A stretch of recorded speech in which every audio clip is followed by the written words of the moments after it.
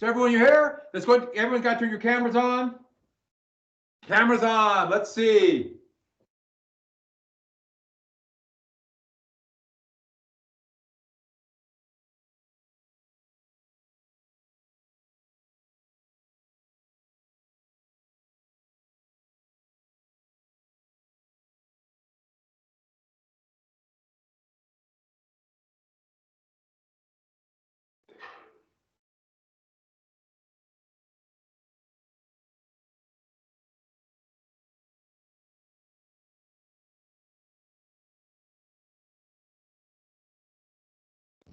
Okay, I'm giving everyone time to get in. I will take roll. It's good to see all of you. So many bright and smiling faces. Come on, you can do it. All right, so a couple things in. Good. I see Tucker there, and I like how you just have your eyes. So it looks like you're still wearing a mask. I appreciate that. So it's like we never actually left class. See? That's thinking ahead. Okay. So I lost the roll sheet. I'm just going to mark y'all absent. Y'all.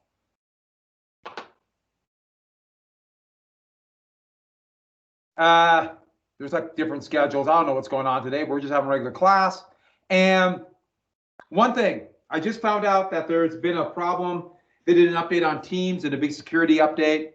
Some of you might have got somebody eating a plate. That's good. But they did a security update on Teams, and they're having some problems turning now with students turning in assignments. So just be wary of that. If you try to download something, you might not be able to download a file. You might not be able to turn something in. You might not be able to add something. Hopefully they're going to get that fixed. But this big security update, and I had to do a bunch of passwords and a bunch of new stuff now. I don't know if you guys did too. But just so you know, and it reminds me, I did put out that defense of slavery. And the defense of slavery as a benefit of society, those first 6 paragraphs on that packet. And I also handed out a thing of how to read a document. And normally the how to read a document, I would be in class and I would write it on a board. But instead I gave it to you this way. So I want you to read this because there's certain things you have to do when you read a document. Now I know it said, well, I got 5 things to do. It literally takes a second to do. The first thing you do when you read a document, actually, whenever you read a document, now a document could be a short paragraph, it could be a political cartoon, it could be a painting, it could be a picture. I mean, there's a number of things that are technically a document. But the first thing you have to do when you read a document is remember that the author, the artist, it's biased. It doesn't mean that they're inaccurate. It doesn't mean they're immoral. They are biased. And I am going to ask all of you to turn your cameras on and leave them on. I know it's a pain, but we got to do it. But they are biased. They have a point of view, and they want you to think something after you read it or look at it. And so it might include stuff or not include stuff, and that will relate to their bias, their point of view. And that's virtually everything. Me, you, we're biased. So you have to look at it as not necessarily 100% fact. It doesn't mean they're not true, but you have to read it as they want me to believe something. And that's what the important thing about a document is. So then that gets to the next thing about it. First off, read the title, the author, the date. I know that sounds obvious, but so many people don't do that. You do that, then you get an idea of when it's written, what's going on, what the document is about. Sometimes there might even be a little explanation about it. And once you do that, you got to think about historical context. What's going on at that time? And so you have to think about a few things, like a quick brainstorm. That's why I gave you the example in that how to read a document was on the Declaration of Independence. You know, think about, oh, the Tea Act, the Continental Congress, the British flee in Boston, the King's Proclamation, British taxation, you know, those kind of things. Historical context. Think about that, because once you start remembering things, then the document will make sense. If you go into it cold, it's just words, and you're done. You might have read it and have no idea what you read. Next, if you know who the author is, start thinking about their point of view. Or like the document, think about, okay, what about them gives them this bias? So for example, the Declaration of Independence, Thomas Jefferson's a patriot. We know it's biased. That's who he is. That's his point of view. What about him has this attitude? If you don't know him, you have to read the document. And then once you read the document, there are 3 things you have to do. Once again, that point of view. Hopefully you have a kind of a better idea after you read it. And also think about the audience, who they're speaking to. Jefferson was speaking not only to citizens of the US, but also to France. And then lastly, here's the biggie, the one you have to think about every time you read a document, the purpose. What is the purpose of this? Now, the purpose is not just simply a summary of what's in the document, even though that's part of it. You have to kind of get elements of the document. So kind of a summary, but that's focused on what the author wants you to believe, wants you to think after reading this. In the Declaration of Independence, Jefferson wanted people to believe that the revolution was justified, that the British were infringing on their rights, thus the social contract. So think about that. So on your assignment for the document, and I made it on Friday because I had some trouble getting it yesterday. 3 things to do. Give me 3 examples of historical context, or just write down 3 terms or phrases of events going on. Give me a sentence about Calhoun's point of view. That should be easy. And then 1 or 2 sentences on the purpose. So what they want you to believe after reading it. And you can't just simply say, slavery is good. You got to give elements from the document, paraphrasing it, explaining that. Don't quote, paraphrase. All right, sound good? So do we have someone in their car? I see this thing moving. Let's look out the window. I'm in a car, but I'm not moving.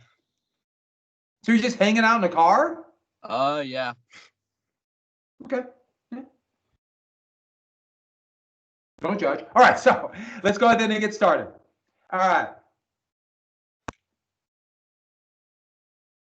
Oops.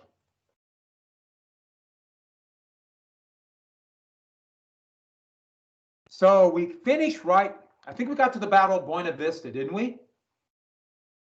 That sound right? The Battle of Buena Vista. Yeah, we got to when you were talking about Winfield Scott.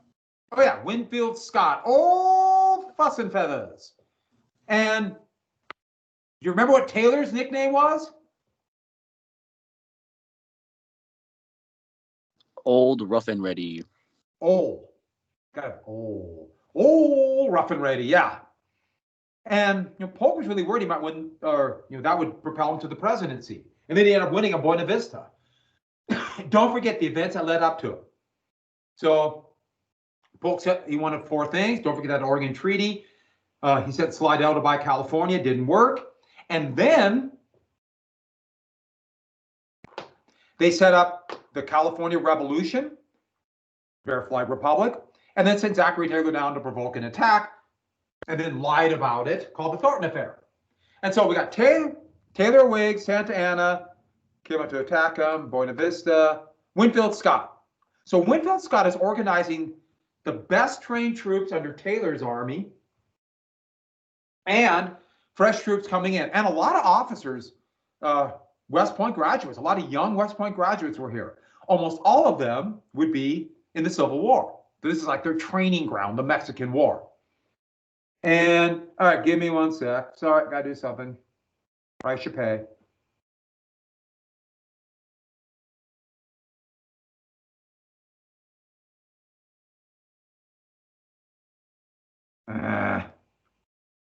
Sorry, something just popped on my computer and I can't get it off the screen.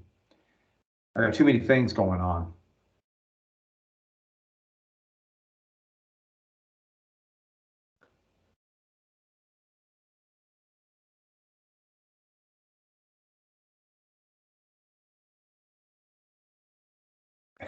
Sorry about this. All right, there we go. So the plan was to land at Veracruz. Veracruz is a small harbor. It's kind of considered to be, it's like the harbor city for Mexico City. right there where my pointer is. Oh, you can't see it. Can you see it? Yeah, where my pointer is. And there would be a sharp battle there, but Scott had to get out of there as quickly as possible because summer in Veracruz will be deadly. Yellow fever. Mosquitoes carrying yellow fever just ravaged the people there. So anybody who was not used to that climate and seasoned, as they called it, had to get up the mountains. And there were 7,000 feet they got to go up through some pretty treacherous passes. So Santa Anna rebuilt his army, even though they're almost all draftees, and he's going to hold the passes. And a couple different times on this path up, Santa Anna either blew opportunities or bad luck, and Scott's small army, less than 10,000 men, were able to get past it because Scott had to abandon his supply line. If Scott would have been stopped here at, for example, at Cerro Gordo, which very well could have stopped, a very treacherous pass, very winding pass, that Santa Anna made a mistake and not covered his flank. If Santa Anna would have stopped him there, Scott would have probably had to turn back. They probably would have had to wait till next year. And it's impossible to imagine the war continuing, and our whole course of history would have been different. Every observer, a bunch of European officers like from Britain or France, came along with Scott.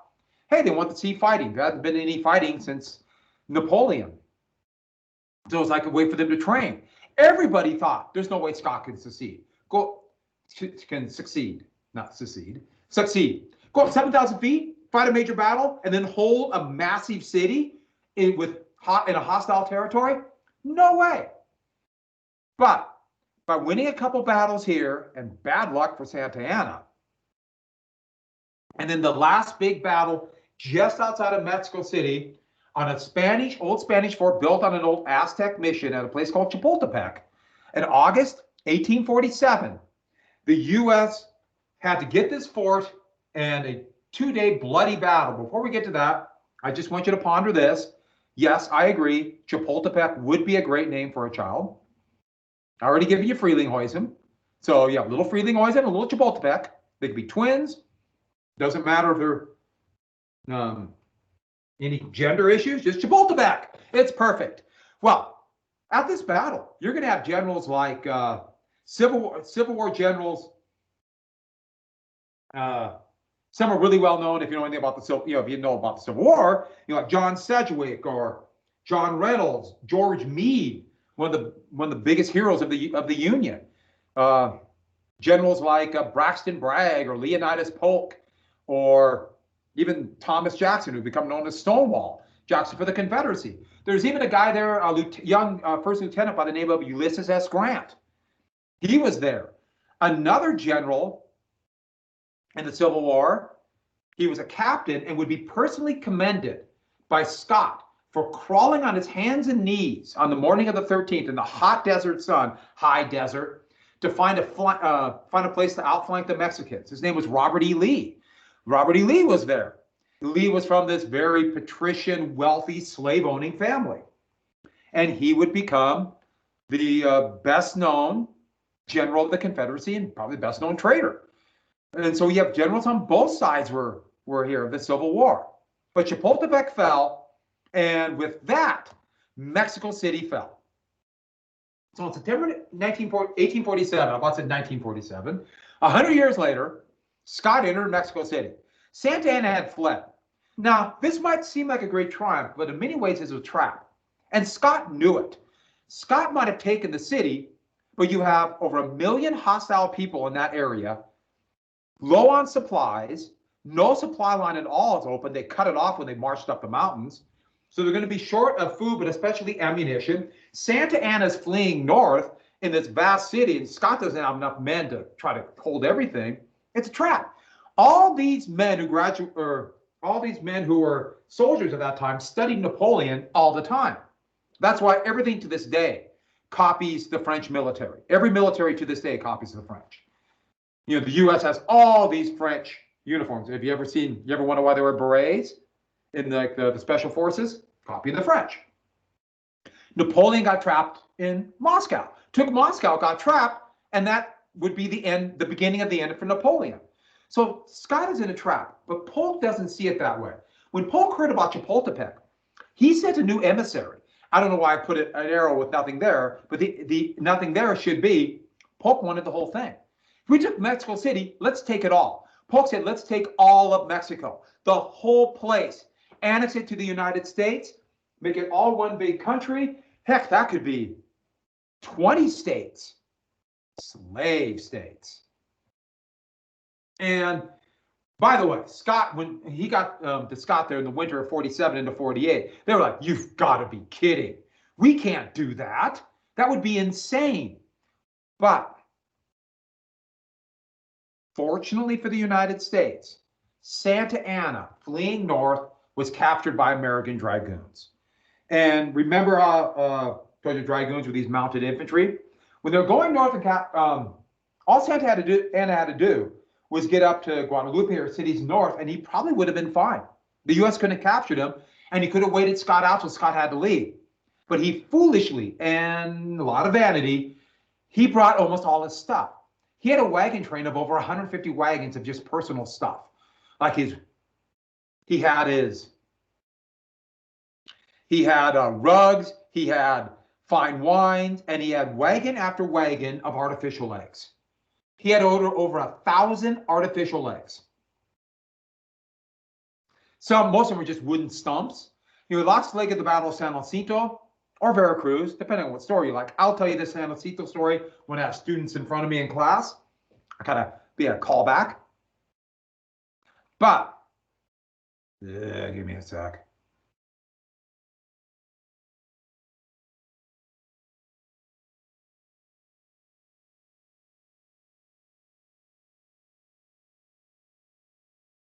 And so with that, sorry about that. And so most of them were just wooden stumps, like you see in the old-fashioned wooden legs. Some he had carefully carved pieces of wood to look like a foot and a leg, but some were just incredibly elaborate. He had special legs made for when he was in the army, special legs for riding a horse, special legs for when he was on a boat. He had special legs for formal occasions. He had legs that were encrusted with diamonds and gems and rubies. He had legs that were plated with gold, plated with silver. Supposedly, one of these legs was solid gold, which I'm still trying to figure out how you'd ever use because it would be so incredibly heavy, and I'm trying to imagine him walking. But solid gold. And my two favorite, supposedly he had a leg made up that was a sword. So you take off the front part of the stump, and it's a sword hooked onto the bottom of his thigh. And I'm still trying to figure out, use his foot and try to fight that way. And think about if your leg is a sword. You take that off, you can't really move anywhere. You take one step into, let's say, a field, and you go right down to the stump. The other one was a cannon. And I'm still trying to figure out the cannon. The cannon fired a small cannonball, and I guess he would just kind of put his leg up and fire, which I'm surprised wouldn't knock him over. And think about how that recoil would feel on the stump. Anyways, they found that's how they captured him. Dragoons rode in, Santa Ana's captured, and then the U.S. soldiers did what soldiers have done since time immemorial. They looted the wagon. They just started stealing all this stuff, going through all these things. And I would have loved to have been there when they opened up the wagon, like, what are these legs? They start taking the legs out and running around with them. This might surprise you, but the gold legs and the ruby encrusted legs, those disappeared. But then you had all these regular wooden legs. Yes, they had baseball then, so they did play baseball. Rules were a little different, but most of them just stacks of wooden legs. Well, one dragoon, one soldier somehow got, who knows how many, but a lot of these wooden legs into wagons and convinced somebody, they made a deal, to take these to Veracruz. And they got them on a boat and got them to the U.S. And what the heck would you do with legs? Well, this became the biggest souvenir of the Mexican-American War. They carefully carved the legs into toothpicks. And Santa Ana toothpicks became like the souvenir you had to have if you're for the Mexican War. Now, a toothpick, don't think of a toothpick like today, use a toothpick once, throw it away. The toothpick was more like, think about like a thin pencil. Love the cat's face right there. So a thin pencil that they would carve a point, and then you could pick your teeth with and then carve when it became dull. If you go to the Smithsonian Museum of American History, And if you go there and go through a couple of the displays, there is one Santa Ana toothpick, and it's as gross as you would think it is. I'll tell you one more story about Santa Ana in a little bit, but Santa Ana is now captured. Now, Santa Ana is just delaying. He's just delay, because he knows the longer he waits, the United States is in trouble. Finally, he agrees to sign the Treaty of Guadalupe, Hidalgo in 1848. Nicholas Trist, who Polk originally sent down with Scott to negotiate the treaty, ignored Polk's desire to get all of Mexico and came and basically got what they originally came for. I love this picture of Trist. This is him. He was a Confederate too during the Civil War. The crack in the negative and those very, very, very, very, very creepy eyes. If you look into the eyes, yes, that's another one where he's staring into your soul. But the Treaty of Guadalupe Hidalgo did these things. First off, the Rio Grande became the southern border of Texas. So that was what they claimed they were fighting for, to defend the border. Next, the United States would annex California and New Mexico. And this became known as the Mexican Cession. Now, what a cession means is this. A cession. What it means is area that was ceded to the United States. Ceded means given to the United States from Mexico. So they just call it the Mexican Cession. If you look at this map, it's this area in dark, kind of a dark gray. Remember, Texas, all this of Texas was already in the Union. So that's going to be called the Mexican Cession. It's basically California, and then the rest of it is, at that time, just simply generically New Mexico. And then to make it look like it wasn't a war of conquest, the U.S. wanted to act like we're not one of those bad European powers that just conquered territory. They gave Mexico, bought the Mexican Cession for $15 million. And then remember those U.S. claims to Mexico? U.S. individuals had claims. The U.S. paid off those claims too. So the net total the U.S. taxpayer would pay is $18.3 million. 15 direct, 3.3 paid off Mexico's debt. And the big thing about that was the United States could act like we didn't just conquer it and steal it. We just happened to buy it. Of course, everyone knew this was garbage. This is going to be very controversial. And I think you probably can guess why. I should add the U.S. would do the same thing in the Spanish-American War. Would buy the Philippines. The same kind of thing. Oh, before we get to why this is a big deal, this would become what an incredible deal / theft. The Louisiana Purchase is actually more land, costs the same amount of money, even though there's been inflation, but still.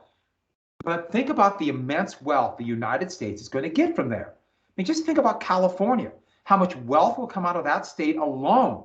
And Mexico lost all of that. This is a huge change in the power dynamic between Mexico and the United States. You know, there are reasons why Mexico will be poor.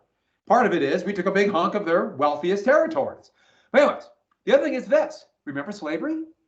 3630. Remember the Missouri Compromise? It's right there, the southern border of Missouri. That runs head into Texas. It only affects Louisiana Purchase.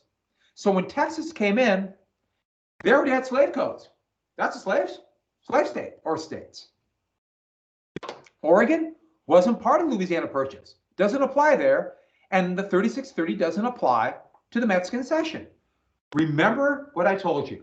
The big issue was slavery in the territories.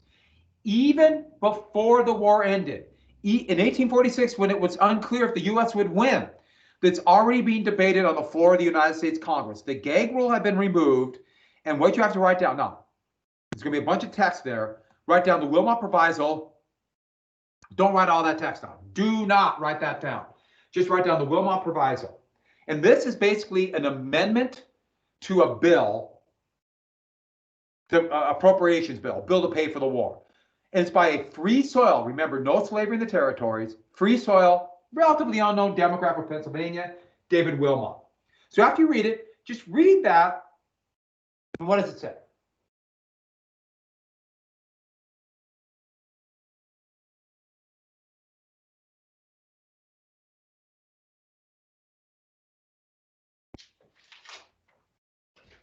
Yes, I underlined it, make it a little bit easier.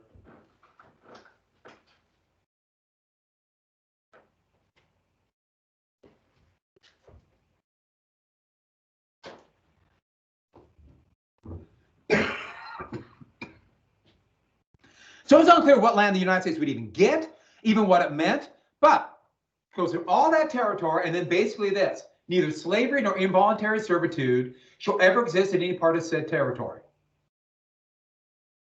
except in the case of crime. So prisoners can be slaves, which they can be to this day, but no slave codes. That means no slavery in this territory. So what the Wilmot Proviso said is this: no slavery in the Mexican Cession.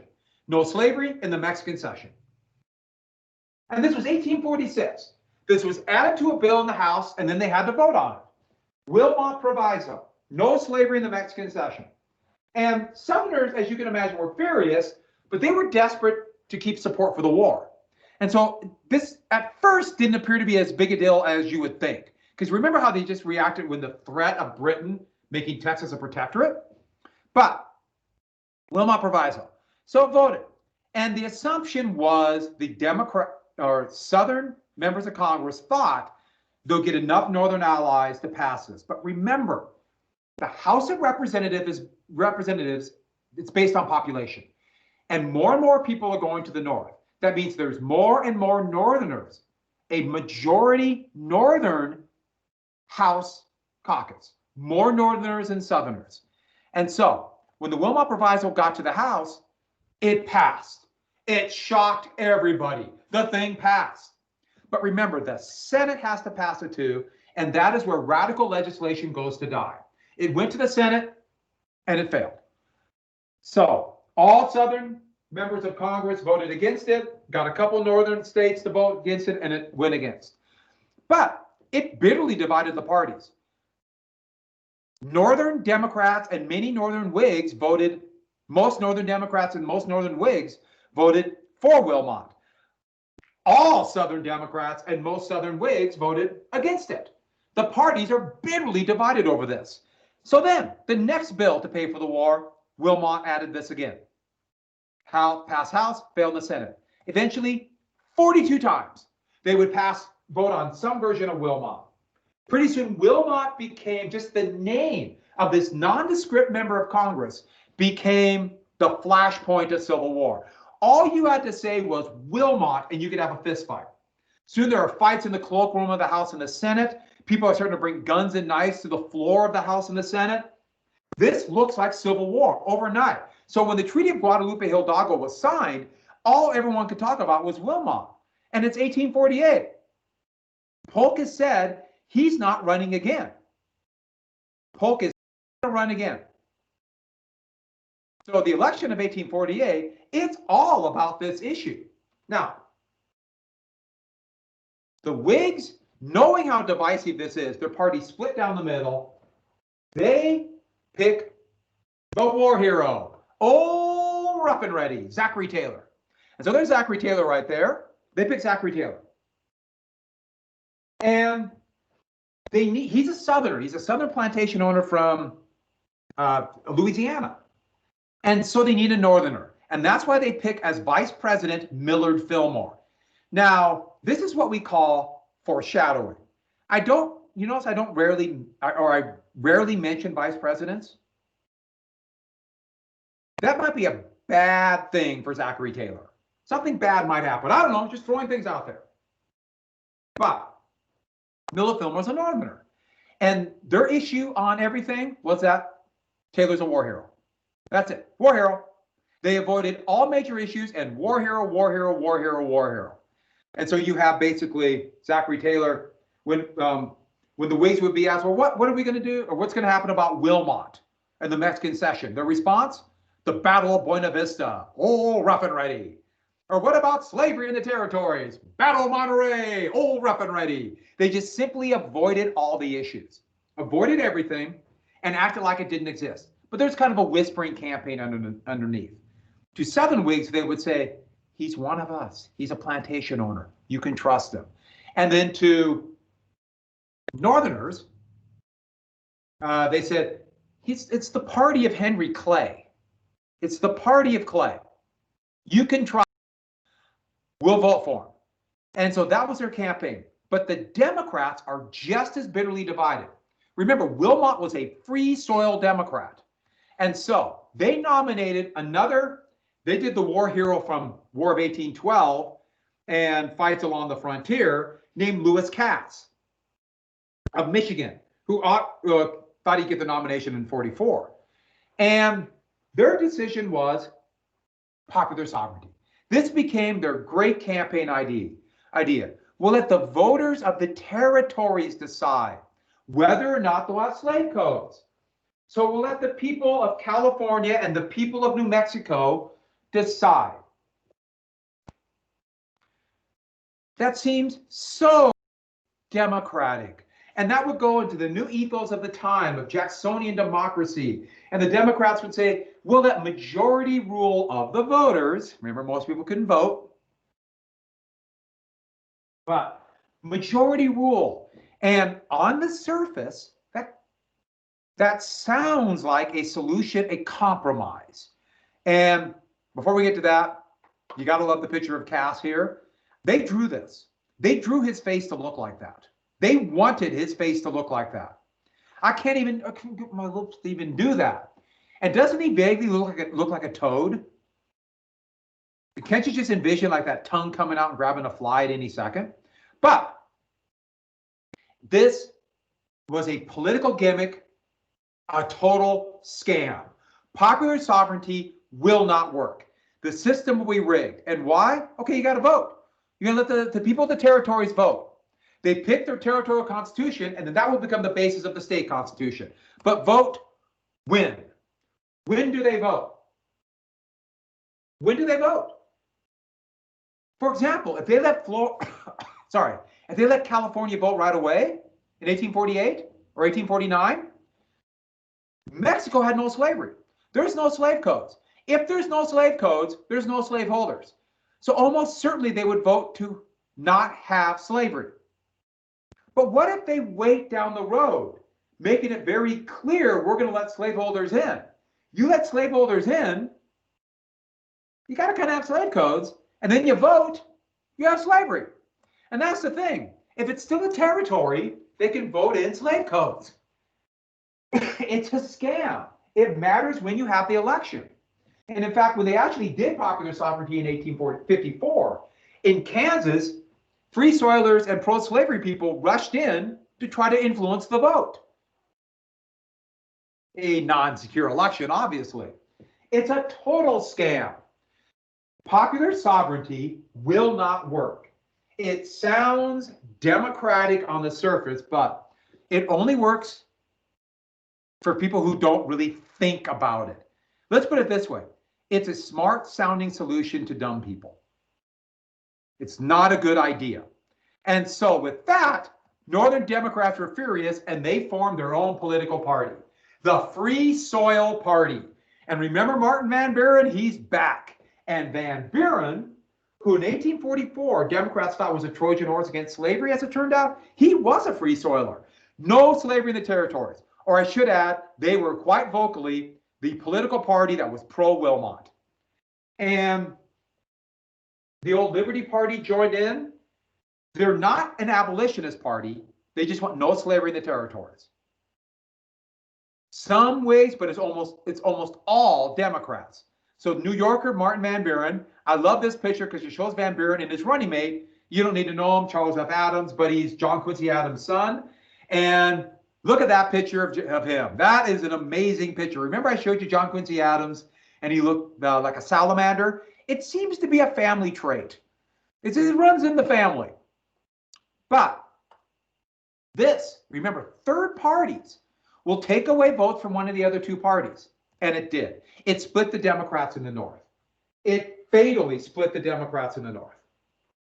Free soil Democrats voted for Van Buren, and that would help Taylor. That would help Taylor. And here's the map. Taylor would win a relatively close election. Van Buren got no electoral votes. But of his 10%, almost all of them were from New York, Pennsylvania, Vermont, New Jersey. If he was not on the ticket, Van Buren, no free soil party, Cass would have been elected president, without a doubt. And this is a classic example why third parties don't work in the United States, because they always take away votes from one of the other two parties, and at the last minute, people who might be thinking third party will say, I better not vote for them because I'm helping somebody else. And this shows how divided it is, though. I mean, this is a really bitterly divisive election, but Taylor did win. It's kind of amazing that his big electoral support was in the North, but that was the Whigs. And I should add, Taylor's now president, and the assumption was there was going to be a lot of time. Taylor had no real clear position. I should add one quick story about Polk. I forgot to tell the other period. But Polk, who said he wouldn't run, he made it to the inauguration, but he was quite ill. And he died a month after he left office of cholera. Another president died of cholera. He just barely made it through his term. Barely made it through. So here's Zachary Taylor. And the thing about it is Zachary Taylor had no real position on California. But you know what? They got lots of time. Lots of time. But in 1853, I got to add one more little side note. The United States would purchase a tiny piece of land in New Mexico and a little bit of, or New Mexico and Arizona, called the Gaston Purchase. Gaston was a Secretary of State. This little land for $10 million. It might look like that's a lot for an area that was mostly desert. Partially it was guilt out of robbing Mexico, stealing Texas or California for them, but also it was flat land for a railroad. They were planning on a transcontinental railroad, and north of the Gaston Purchase was the Gila River was really mountainous, and so right here, the Southern Pacific Railroad that would go right like this would eventually go there. So that's the continental United States, and it's actually pretty remarkable. So if you look at the area in blue, that was the border of the United States when Andrew Jackson became president. That was the border of the United States when Andrew Jackson left as president. Look how big, how much the country gained in a very short time. A little bit over a decade after Jackson left, a whole different country. Over a third of the country would come in with, you have Texas all the way up to Oregon. But the thing about it is, though, there weren't very many citizens of the U.S. in this area yet. So yeah, Wilmot was a big deal. Nobody knew for sure where Taylor stood. But you know what? They got lots of time. Lots of time. Nothing to see here. There's San Francisco in 1848. It was just a sleepy little harbor with a Spanish mission. I can't imagine anything happening in 1848 that would trigger a bunch of people wanting to move to Florida. I can't even imagine it. Oh, gold was discovered in California, late summer of 1848 at Sutter's Mill. There's John Sutter. I just like that picture. And there's his mill just east of Sacramento. And this gold discovery, okay, at first it was just seen as a relatively minor discovery, and then it turned into a massive strike, AKA the Motherlode. And this would trigger thousands of people coming to California. And San Francisco, boom, we're talking thousands. Now, this is taking the fast sailing vessels that would, actually the fastest way, these really quick sailing vessels would go all the way around Argentina, then up. The fastest way with supplies was to go by steamship down to Nicaragua and then take 200 jackasses, cross Nicaragua, and then go up to California. Eventually, they built a railroad there. But by the next year, you have thousands of people, and most of you probably know their nickname, the 49ers. The 49ers who came in 1849. Thousands of them came. Soon, more than enough people in California to become a territory. No, more than enough people to become a state, and California wants to become a state now. And remember, California didn't have slave codes. California wanted to come in as a free state. California is a free state, and California is huge. And it was literally like somebody exploded an atomic bomb in Washington, D.C. Just, poof. And within a month, by the end of 1849, they're talking Civil War. And that is why we will talk about slavery in America and what is that system, more detail about that. and that will be tomorrow. Any questions? So everyone get your Santa Ana toothpick? Be class tomorrow? Oh, I should add Santa Ana. I'll tell you tomorrow. Don't let me forget. I have another Santa Ana story. I know. You're on the edge of your seat waiting for the next Santa Ana story. If there's no questions, check your assignment page. I'll post any details you have, and I will see you tomorrow.